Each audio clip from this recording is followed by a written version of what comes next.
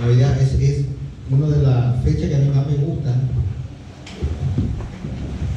La verdad, como no nací en Iquique, no soy tan dado a los carros, no me gustan los carros, pero sí me gustan los adornos y todo eso que hay alrededor. Y es un buen tiempo también para la familia. Uno nunca sabe cuánto tiempo va a estar la gente que amamos al lado nuestro. Y es un tiempo especial, y vamos a dejar a Sebastián, que nos va a compartir un mensaje de Navidad.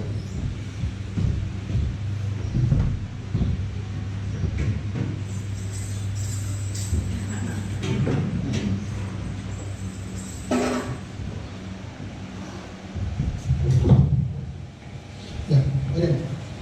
Padre, te damos las gracias, Señor, por este día que podemos estar acá reuniéndonos, Señor, para celebrar tu nacimiento, Señor.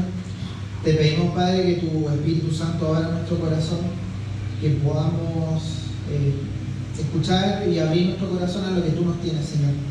Como decía Jorge, Señor, Padre, ayúdanos a dejar de lado las disputas, los problemas, Señor, las peleas, Señor, y enfocarnos en ti, Señor. Ayúdanos a dejar de lado nuestra carnalidad, nuestra humanidad, Señor, para estar atentos a lo que tú nos quieras decir, a lo que tú nos quieras mostrar, y a buscar, como tú lo hiciste, Señor, esa reconciliación, Señor. En tu nombre, amén.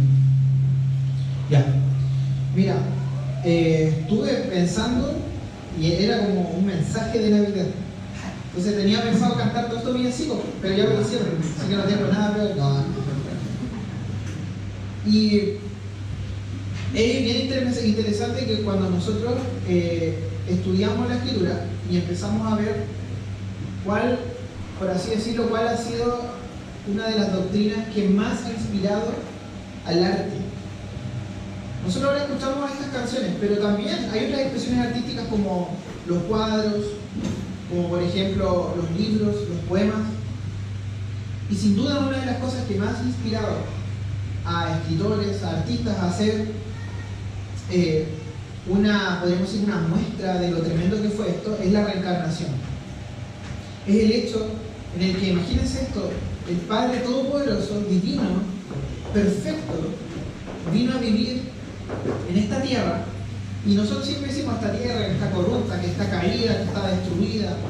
Es verdad, pero me es inevitable no hacer estos ejemplos dado que fui papá hace poco.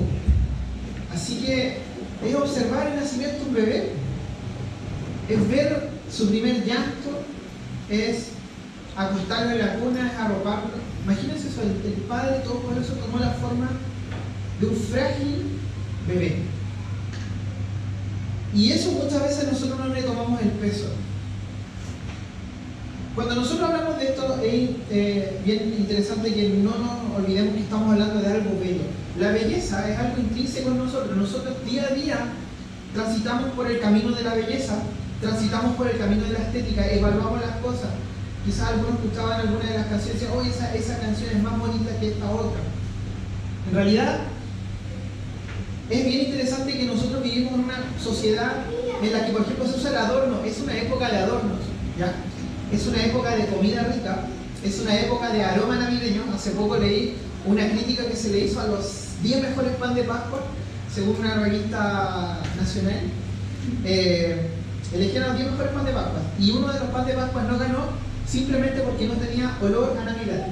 O sea, se espera el sabor, se espera el olor. Tenemos la parte estética también, la parte visual. La fraternidad, en Navidad se da esto de que las familias se abrazan, hay tacto. Vemos todas estas cosas que se dan. Vemos cómo los 5 sentidos al final nuestros podríamos decir que se estimulan en torno a lo que es la Navidad. ¿Y por qué voy a hablarles de esto? Porque uno dice, bueno, aquí tratan de llegar. Lo siguiente, los filósofos, una de las cosas que han tratado siempre de explicar es cómo la estética es más importante que la ética. Muchos filósofos se han dedicado a eso. Dicen que la estética precede la ética. Es decir, se lo explico de una manera bien simple. Si tú a una persona le pones música hermosa, una música bella a una persona, probablemente esa persona va a sentir menos deseo de hacer lo malo. Entonces muchos de ellos dicen, bueno, el tema es que lamentablemente la mayoría de la música está animando a la violencia y un montón de cosas, entonces obviamente no pueden esperar que las nuevas generaciones actúen de otra forma. Es un punto en el que ellos dan, pero nosotros vamos a analizarlo con respecto al nacimiento de Jesús, cómo se trata con esto. El nacimiento de un bebé, nosotros sabemos que cuando van a nacer un bebé hay alegría y desafío. Cosas que nosotros ya pasamos un tiempo atrás conocido, que era buscar el nombre. Una cosa súper importante, ¿no? Buscar el nombre. Sobre todo los que trabajamos en la educación y los que hemos sido buenos para el deseo, no va a poner un nombre que era feo. Tiene que fusionar bien el apellido con el nombre. Yo, imagínense, a lo largo de todos estos años he visto unos nombres que no puedo decirlo acá, pero mezclan mal, como que los papás no pensaron que esa mezcla entre el apellido y el nombre no iba a hacer una marca eterna. Se busca el nombre, hay un desconocimiento de la totalidad del ser. Nosotros podemos ver las ecos, pero en realidad no sabemos cómo va a ser la personalidad del bebé, no sabemos en realidad qué es lo que le va a gustar. Es increíble que nacen con su carácter. Se formulan un montón de teorías. Oh, y ojalá se parezca a ti, ojalá se parezca, no, que no tenga esto tuya, y un montón de cosas. Se hacen expectativas, las familias hacen expectativas y todos empiezan a hablar. Esto es una cosa que siempre se dice, no, mira, lo importante es que nazca sanito. Otros dicen, mira, haga lo que haga, sea feliz. La neurociencia dice que cuando el bebé nace, es tan importante que la mamá le hable al bebé y lo mire, porque ese apego es importante para el desarrollo emocional de ese bebé, hasta para el crecimiento. Hay todo un tema, hay un tema económico, hay un tema de preocupación, es todo un tumulto. Y quiero dar algunos desafíos que son un poco complejos respecto de esto. Por ejemplo, el Banco Mundial y otras fuentes dicen que 1 de cada 10 mujeres, por lo menos en los años 60 y hasta el día de hoy, tienen problemas en el embarazo. 1 de cada 10 a nivel mundial. Uno de cada 25 bebés fallecían en los primeros días de vida. Esto estamos hablando de los años 60. El día de hoy ese número bajó. Lo llevo hasta el año 60 porque desde ahí se tiene esa medida. Y de ahí para atrás era mayor. O sea, en los 60, 1 de cada 25 bebés fallecían en los primeros días. 1 de cada 12 niños fallecían en los años 60 antes de los 5 años. Hoy en día se mantiene también esta estadística que 1 de cada 3 embriones antes de los 3 primeros meses es abortado espontáneamente. Sabemos que la mamá se tiene que cuidar esos 3 meses. Entonces, cuando nosotros vamos a leer todo lo que pasó con Jesús, tenemos que tener eso en mente. Mira, vamos a Mateo, capítulo 1, versículo del 18 al 25. Mateo, capítulo 1, versículo del 18 al 25. Allí se nos da una descripción de todo lo que fue el nacimiento de Jesús. Mira lo que nos dice el versículo 18. El nacimiento de Jesucristo fue así. Estando desposada María su madre con José, antes que se juntasen, se halló que había concebido del Espíritu Santo. Esto es bien interesante porque dice que María estaba desposada. El desposorio era un año en el que estos novios, un año, se consideraba ya que estaban casados. Si bien no vivían juntos, pero en ese año la única manera de romper esa unión es por medio del divorcio. O sea, no es como el día de hoy que los novios pueden decir, ah, sabes que hasta aquí llegamos. No, en ese momento se tenía que hacer todo lo que era el trámite del divorcio. Y se nos dice acá que Jesucristo fue concebido por el Espíritu Santo. Esto es un hecho. Acá María no tuvo opción al test. ¿Ah? Ella tampoco tuvo ese miedo por el sexo premarital, sino que todo lo contrario, el temor, la crítica y la humillación iba a venir desde afuera. Este milagro fue tan difícil de aceptar en esa época como lo es también el día de hoy. Mucha gente dice, bueno, que antes era mejor. En ese momento fue muy difícil de aceptar. Mucha gente elaboró teorías. Y acá hay algo bien interesante porque María era una mujer en realidad bien especial, pero la tranquilidad y la certeza de María no iba a estar en su integridad, en decir, bueno, ustedes saben cómo yo me comporto, ustedes saben que yo no haría esto. No, la tranquilidad de María sería puesta a prueba. María fue llevada a no confiar en la integridad que tenía, sino que a confiar en Dios. Y esto es bien interesante. Dios permitió que María confiase en Él mismo y no en la integridad que ella tenía. Porque María podría decir, ustedes saben cómo yo me comporto. No lo hizo. Sino que por el contrario, Dios permitió todo un escenario en el que el único apoyo que iba a tener María como mamá era en confiar en lo que Dios le estaba diciendo. Versículo 19, acá aparece José, dice: José, su marido, como era justo y no quería infamarla, quiso dejarla secretamente. José era justo, pero ojo con esto, era lógico pensar para José que María lo había engañado. De hecho, acuérdense de lo que les dije, el desposorio ya se consideraba prácticamente como el matrimonio. No vivían juntos, pero era un compromiso real. Entonces era lógico que José pensara que María le había sido infiel. Era lógico. Por lo tanto, este José se ve que era justo porque en vez de difamarla, en vez de exponerla, quería divorciarse en secreto, que esto no fuera muy público. Versículo del 20 al 21. Y estando él en esto, he aquí un ángel del Señor le apareció en sueños y le dijo: José, hijo de David, no temas de recibir a María tu mujer, porque lo que en ella es engendrado del Espíritu Santo es, y dará a luz un hijo y llamará su nombre Jesús, porque él salvará a su pueblo de sus pecados. Y acá me encanta algo: Dios avala a María. Dios la avala. ¿Sabes qué? Yo creo que no hay mayor experiencia para un cristiano que Dios te avale. Que cuando diste un paso en fe, Dios te avale. Y cuando estás caminando en la voluntad de Dios, Dios te avale.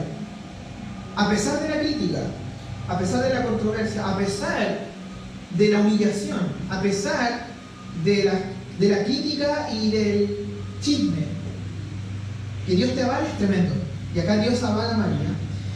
Y me encanta algo porque Dios, por así decirlo, le quita ciertos derechos a estos padres. Le da el nombre. Entonces, todos los que hemos buscado nombres para nuestro hijo, no hay esa opción. Jesús, la salvación de Dios, con el nombre le da el propósito. ¿Cuántos papás no piensan de repente, o no hemos pensado en nuestro hijo y decir: bueno, me gustaría que hiciera esto, que no hiciera esto?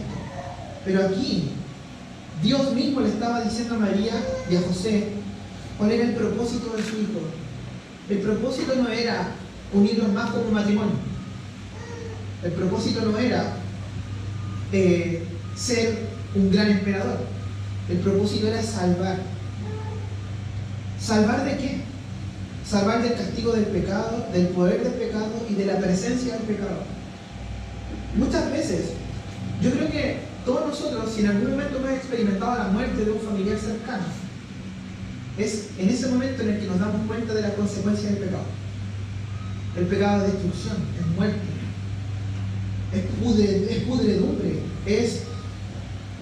es algo totalmente opuesto al ideal de Dios. Dios creó a Adán y a Eva no para que murieran.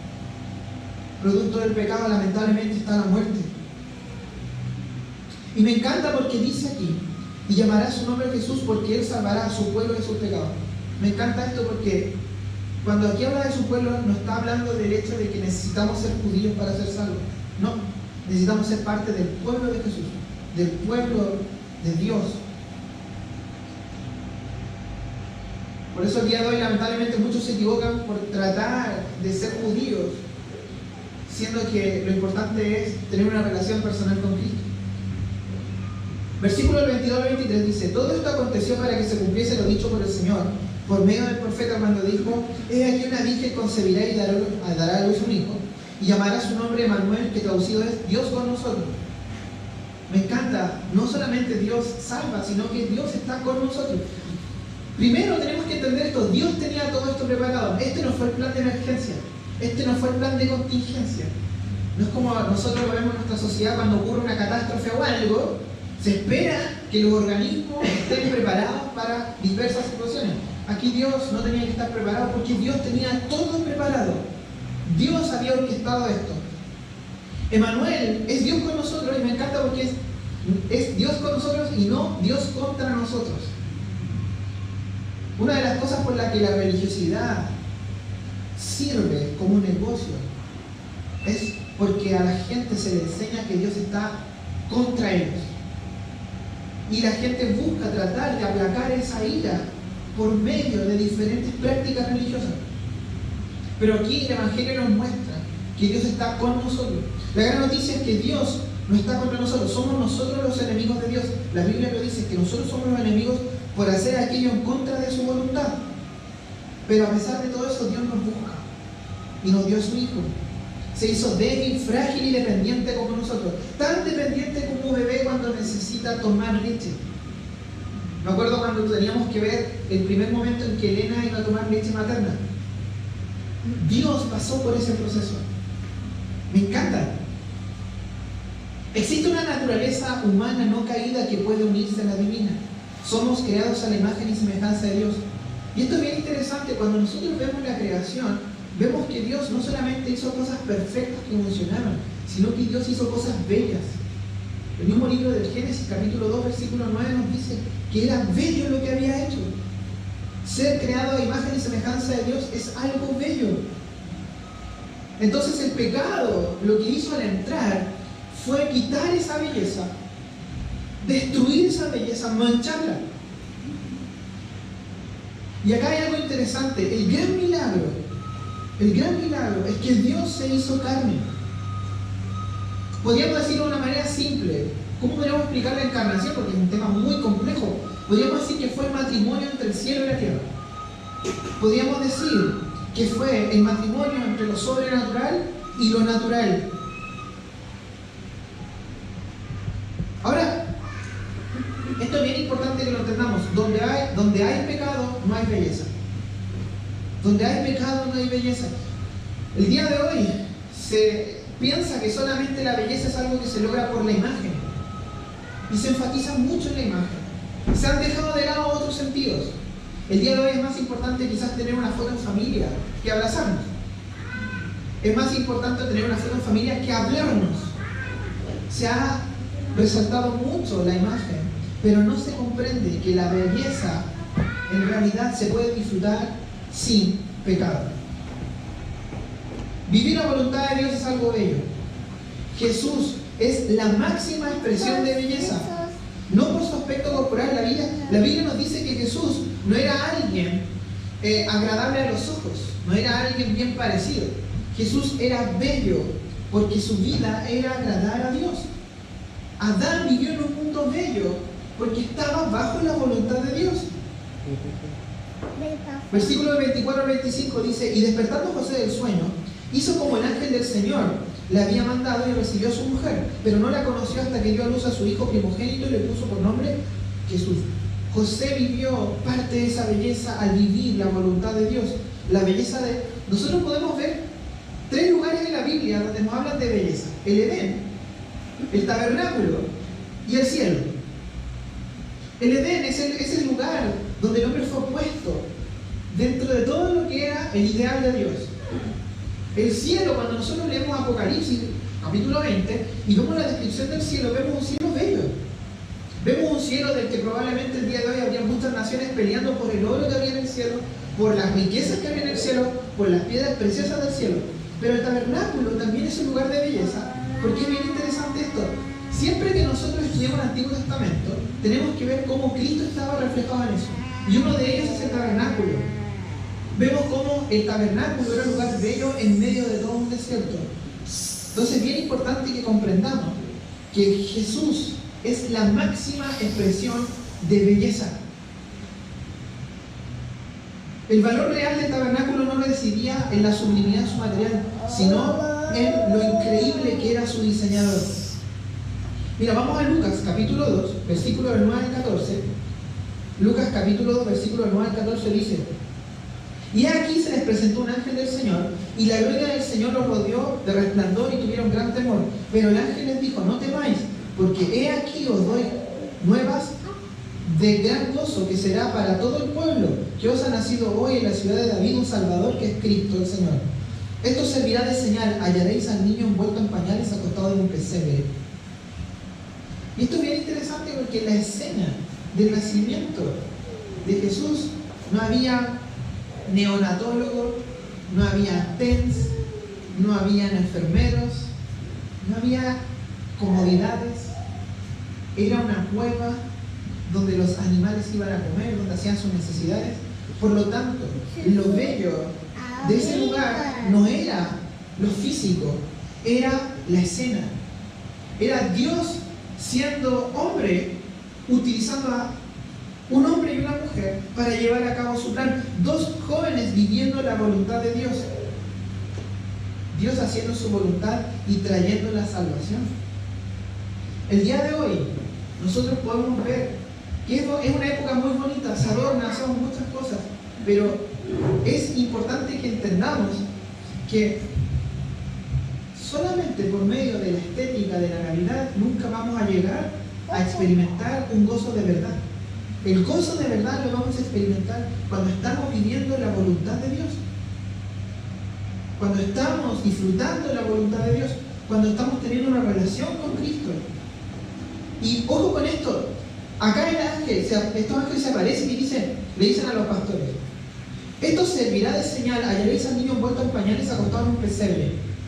Esa era una frase que los pastores podían decir de que nos vamos a perder. Sí, pero acá había algo majestuoso, eran los ángeles diciéndole. Y repentinamente apareció con el ángel una multitud de huestes celestiales que alababan a Dios y decían: gloria a Dios en las alturas y en la tierra paz, buena voluntad para con los hombres. Una escena increíble. ¿Se han dado cuenta cuando sale la última película que a uno le gusta y uno quiere volver a ver? Yo, por ejemplo, ahora quiero ver una que está en el cine y no la podía ver. Entonces estoy así, esperando, quiero volver a verla. Acá esta escena no se iba a volver a repetir. No iba a estar en Netflix para uno poder volver a verla y volver a verla. Era una escena única. Y Dios eligió a estos hombres para mostrarla. Lucas 1, de 28 al 33 dice: y entrando el ángel en donde ella estaba, dijo: salve muy favorecida, el Señor es contigo, bendita tú eres entre todas las mujeres. Mas ella, cuando le vio, se turbó por sus palabras y pensaba: ¿qué salutación sería esta? Entonces el ángel le dijo: María, no temas, porque has hallado gracia delante de Dios, y ahora concebirás en su vientre y darás a luz un hijo, y llamarás su nombre Jesús. Este será grande y será llamado Hijo del Dios Altísimo. Y el Señor Dios le dará el trono de David su padre, y reinará sobre la casa de Jacob para siempre, y su reino no tendrá fin. María no tenía comodidades y grandes derechos de los que jactarse, solamente tenía una promesa. Esto es bien interesante, porque al final, a pesar de todos los malos pronósticos, el embarazo se iba a dar, el nacimiento también. Si bien José y María contaban con la promesa de Dios, aún así tuvieron que enfrentar los problemas y hacer lo que un padre y una madre tenían que hacer. Cuando José llega a Belén, José no llegó y dijo: bueno, Dios dijo, nos prometió esto, así que Dios lo va a hacer y punto. Me encanta porque Dios llamó a estos jóvenes a hacer esto, pero tenían que hacer su parte. Y la parte de ellos, ¿cuál era? Era, por ejemplo, buscar un lugar. José no se quedó como un aragán tirado diciendo: bueno, yo confío en Dios, estoy sirviendo a Dios y que Dios va a dar. José se movió y aceptó lo que Dios proveyó. Y eso me encanta. ¿Cómo podemos ver que la majestuosidad de Dios se usó para utilizar recursos tan, podríamos decir, tan simples y tan comunes como eso? Ahora, ya para terminar, 1 Timoteo capítulo 2, versículo del 5 al 6 dice: porque hay un solo Dios y un solo mediador entre Dios y los hombres, Jesucristo, hombre, el cual se dio a sí mismo en rescate por todos, de lo cual se dio testimonio a su debido tiempo. Jesús nació para salvar a la humanidad. Y esto es algo que nosotros no tenemos que olvidar. En realidad, cuando nosotros vemos a Adán, tenemos que entender que allí vemos belleza. Cuando entra el pecado, se destruye eso, se mancha el ideal de Dios, ya no está esa belleza. Después vemos al postrer Adán, que es Jesús, retomando eso, viviendo la voluntad de Dios. Por eso, a pesar de que la cruz es la máxima expresión de lo horrible que puede ser algo, el sufrimiento, el castigo, eso nos puede llevar hacia vivir la belleza de Dios, que es vivir la voluntad de Dios, que es servir a Dios, que es estar en comunión con Él. Para los cristianos, la Navidad no es solamente el momento en el que arreglamos la casa, comemos cosas ricas y nos abrazamos, sino que también es el momento en el que le damos gracias a Dios por venir a la tierra, a un mundo como el que nosotros tenemos, a un mundo tan caído como en el que nosotros vivimos, y a ocupar un lugar de tal fragilidad que quizás nosotros nunca habíamos usado. Hace 19 años atrás, en nuestro país, hubo lo que se llamaba la reforma procesal penal. Y el énfasis de esto es el siguiente: se dice que es mejor un inocente libre, perdón, un culpable libre que un inocente preso. Y mucha gente está reclamando por la justicia y dice, no, es que esta justicia es muy garantista, que al final y al cabo los culpables nunca están en la cárcel. Pero ojo con esto, cuando nosotros hablamos de la gracia, hablamos de algo superior. Porque no es que Dios diga, bueno, yo los perdoné y punto. Nunca nos olvidemos que en realidad el pago por nuestros delitos, por nuestros pecados, se hizo en la cruz. Alguien tenía que pagar esos delitos. Alguien tenía que pagar nuestras mentiras. Alguien tenía que pagar, lamentablemente, nuestras cosas miserables. Lo hizo Jesucristo. Entonces el día de hoy, cuando alguien se arrepiente, no es que diga, yo me arrepentí. Hay toda una historia que a nosotros nos muestra lo que costó la salvación de nosotros. Pero partió en esta tierra, aquí, con este nacimiento. Y ahí hay algo que me encanta. Dios nos permite disfrutar de la Navidad, pero también quiere que lo disfrutemos ahí. Y acá hay una cuestión que cambia totalmente. Tener una Navidad en Cristo es totalmente muy distinta. Va a haber perdón, va a haber reconciliación, vamos a poder disfrutarnos. Y algo que dijo el Jorge, dijo, no sabemos si vamos a disfrutar a las personas el próximo año. Yo desde que soy cristiano ya tengo más conciencia de eso. Antes, cuando no era cristiano, me daba lo mismo. Ahora tengo más conciencia de eso. Lo que estoy tratando de decir, no digo, que ahora soy más bueno. No, sigo siendo malo. El tema es que solamente en Cristo podemos ser sensibles a esas cosas. Podemos entender esas cosas. Y podemos apreciar esos regalos que al final Dios nos da. El regalo de la familia, el regalo de estar juntos, el regalo de hablarnos, el regalo de juntarnos. Ahora, la Biblia, y esto es el último versículo que les leo, dice en Filipenses capítulo 4, versículo 8, por lo demás, hermanos, todo lo que es verdadero, todo lo honesto, todo lo justo, todo lo puro, todo lo amable, todo lo de buen nombre, si hay virtud alguna, si hay algo digno de alabanza, en eso pensar. Al final y al cabo, podemos adornar la casa, podemos comer una cena espectacular, podemos abrazarnos, podemos hacer un montón de cosas, pero en realidad lo más bello a lo que vamos a poder tener acceso va a ser en pensar en Dios mismo y en tener esa relación con Él. Ya eso es muy diferente a una religiosidad, porque nosotros no queremos que la gente dependa de Dios para obtener la salvación. Al contrario, es disfrutar a Dios, es poder tener esa relación con Él. Y yo les quería compartir esto porque en realidad tenía otra cosa, pero anoche, reestudiando, de hecho la Rosy estaba ahí, reestudiando, les decía, escucha, uno tiene que ser sensible a la voz de Dios. Así que esto les quería compartir. Y en realidad tiene que ver con eso que les decía, con el sentido de lo que es la belleza. El arte el día de hoy nos mueve, ¿no? Y todos tenemos nuestra banda sonora, ¿no? Si uno pudiera dejar una banda sonora en la tumba, ¿cuál sería? Cada uno tiene su lista, ¿no? Su lista de reproducción, ya, para que la escuchen. Bueno, Dios nos permite disfrutar del arte, pero nunca nos olvidemos que el arte en sí mismo es solamente una expresión muy pequeña de lo que en realidad va a ser el cielo. Porque el día de hoy, si nosotros entráramos en un lugar de oro, ¿cómo estaríamos? Estaríamos todos y nos estaríamos vueltos locos, ¿no? Mirando las piedras preciosas. Pero en el cielo se nos muestra que todos aquellos que lleguemos allá nos vamos a estar desconcentrados por la belleza del lugar, sino que vamos a estar totalmente enfocados en el diseñador, en el que lo hizo. Vamos a ver. Padre, te damos las gracias, Señor, por este tiempo. Gracias porque podemos venir delante de ti, Señor. Padre, y te pedimos que nos ayudes, Señor, a enfocarnos en ti, en estas fiestas, Señor.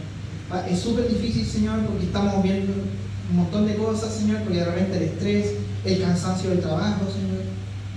Ayúdanos, Señor, a dar regalos como el perdón, Señor. Ayúdanos a tolerarnos, a soportarnos, a no echar a perder, Señor, las celebraciones al final y al cabo por nuestra carnalidad, Señor. Padre, y te pido en este momento, si hay alguien aquí que esté pasando un tiempo complicado y difícil, que pueda ver en tu palabra que al final y al cabo se puede vivir una Navidad sin necesidad de un montón de cosas que se nos ofrecen, Señor. Podemos vivirla porque lo más bello que podemos tener en nuestra casa es a ti, Señor. Ayúdanos a ponerte en el centro de nuestro hogar, Señor. Nos cuesta un montón. Ayúdanos a ponerte en el centro. Que nuestros hijos puedan crecer en torno a ti, que nuestras mujeres puedan refugiarse en ti y que nosotros podamos ser sensibles a tu guía y estar bajo tu dirección, Señor. Ayúdanos, Padre, en tu nombre. Amén.